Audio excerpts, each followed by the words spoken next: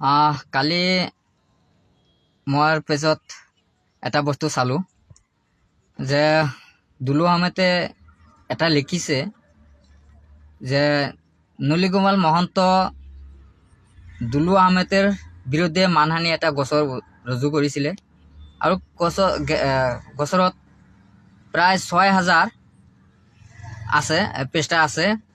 সেইখিনি চাবলৈ দুলু আহমেদৰ সময় নথকাৰ কাৰণে তেখেতে যে এইটো কেছ চুগুৱেলি বা চুগুৱেলি সতীৰ্থই কেছটো চাব তেনেকৈ এটা পেজটো দিছে। কিন্তু দুলু আহমেদৰ লগত মোৰ এতিয়ালৈকে কোনো ধৰণৰ যোগাযোগ হোৱাও নাই, কোনো মাত মাতাও হোৱা নাই। কিন্তু মই এই কেছটো মই চাবলৈ সাজু হৈছোঁ যে গুৱাহাটী বিশ্ববিদ্যালয়ৰ কাৰণে যি গুৱাহাটী বিশ্ববিদ্যালয়ত ৰক্ষাৰ কাৰণে যি দুৰ্নীতি হৈছে,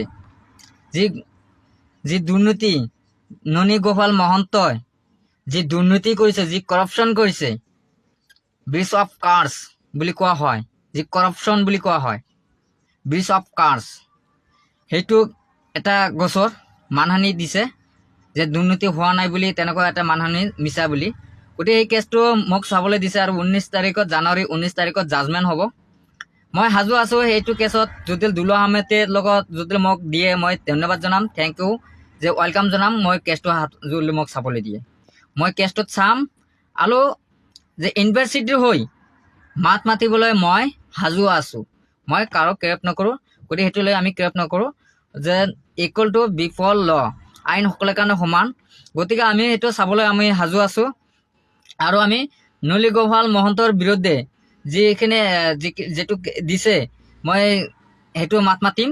যিমানখিনি আমি জাজমেণ্ট কৰিব লাগে, কি আছে না আছে, আমি কেছটো মই চাব লাগিব। প্ৰথমত কেছটো অলপ লং হ'ব, গতিকে কেছটো চাবলৈ কেছটো মোৰ কাৰণে ছামথিং মেটাৰ বুলি মই ভাবোঁ। কাৰণ যিখিনি যাৰ যিটো নলেজ জনা থাকে সেইটোৰ কাৰণে একো নহয়, একো ফেক্টৰ নহয়। গতিকে আমি দুলু আহমেদ দাদাই যদি মোক চাবলৈ দিয়ে কেছটো মই ল'বলৈ সাজু আছোঁ আৰু মই কোৰ্টত থিয় হৈ মই জাজমেণ্ট কৰিবলৈ সাজু আছোঁ।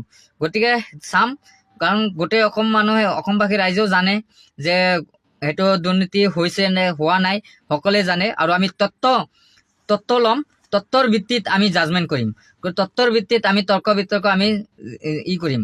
গতিকে তৰ্ক বিতৰ্ক নিশ্চয় হ'ব, কোৰ্টত কি যি হয় হ'ব। 19 তাৰিখত আমি সাজু আছোঁ, গতিকে দিবলৈ আমি ল'বলৈ সাজু আছোঁ আৰু তেখেতক আমি তীব্ৰ যুঁজ হ'ব, আমি আইনত যুঁজিবলৈ সাজু আছোঁ।